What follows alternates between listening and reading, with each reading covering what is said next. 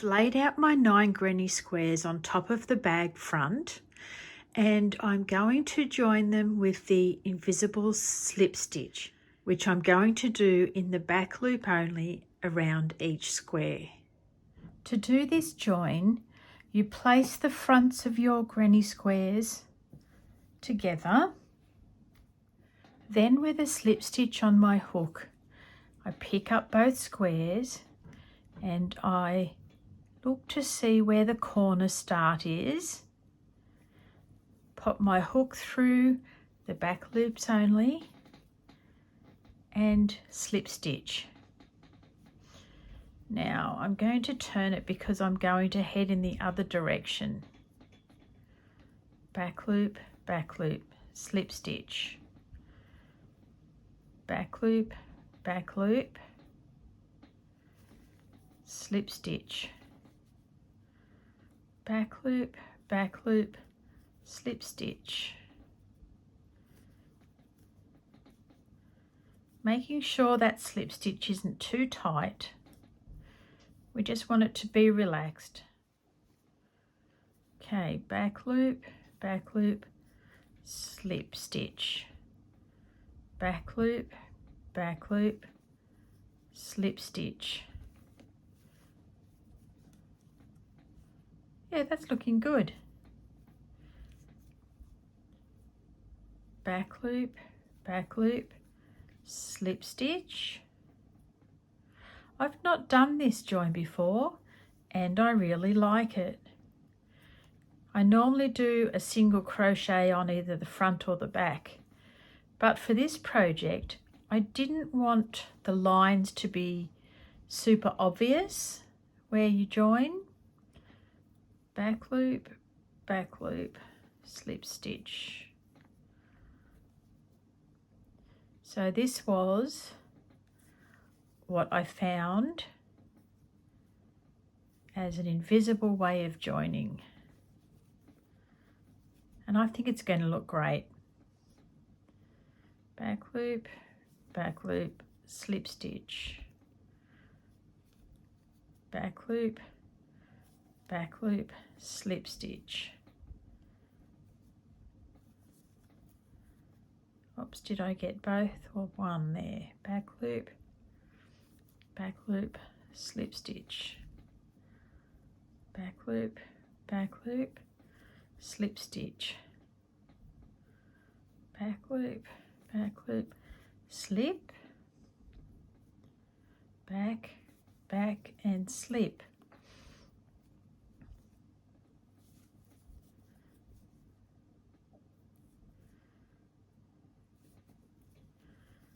Coming around to the corner, back loop, slip. Now I'm going to stop here and pick up the next two. Look at that, I'm really happy with that. Okay, so I need to go across. I need to jump across a little valley. 1, 2, 3, so we'll go over here now into back loop, slip stitch. Back and slip. Back. Oh, you've got to be careful that you don't have both stitches in the front and the back.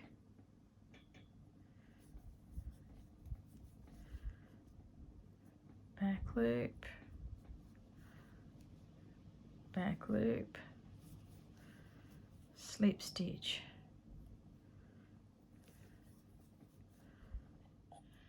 I've done one row down, so this is how they look, and I'm really happy with that. This time we put the left hand side on the center,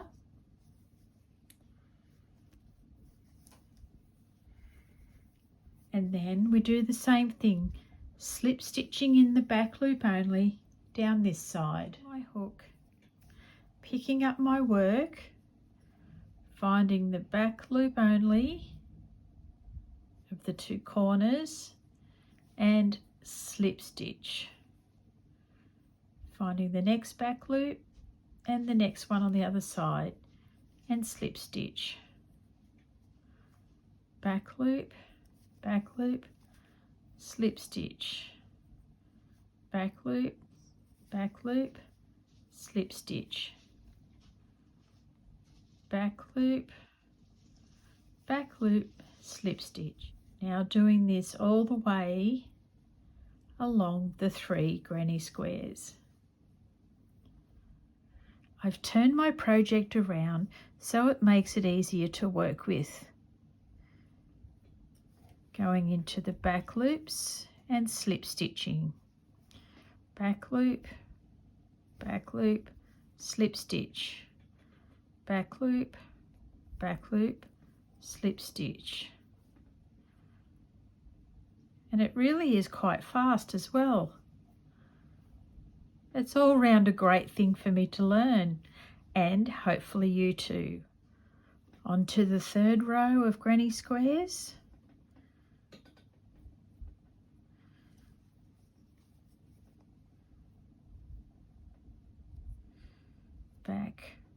Back and slip, back and slip, back and slip. Righto, now we can open out and have a look. I have stitched all the vertical lines. Now I'm going to go ahead and stitch the horizontal lines. So we lay it down this way. And it's laying in just the right position to work with. Slip stitch on my hook, picking up my work, finding the very center and the back loop of the corner of this granny square. Back loop, slip stitch, back loop, slip stitch. Some of them are a little trickier than others. Back loop, slip stitch, back loop, slip stitch.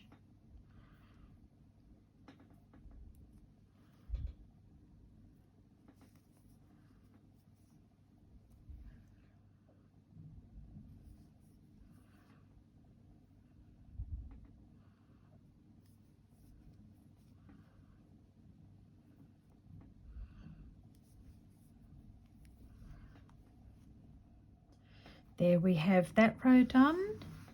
Now we fold the other ones in and go along the bottom here.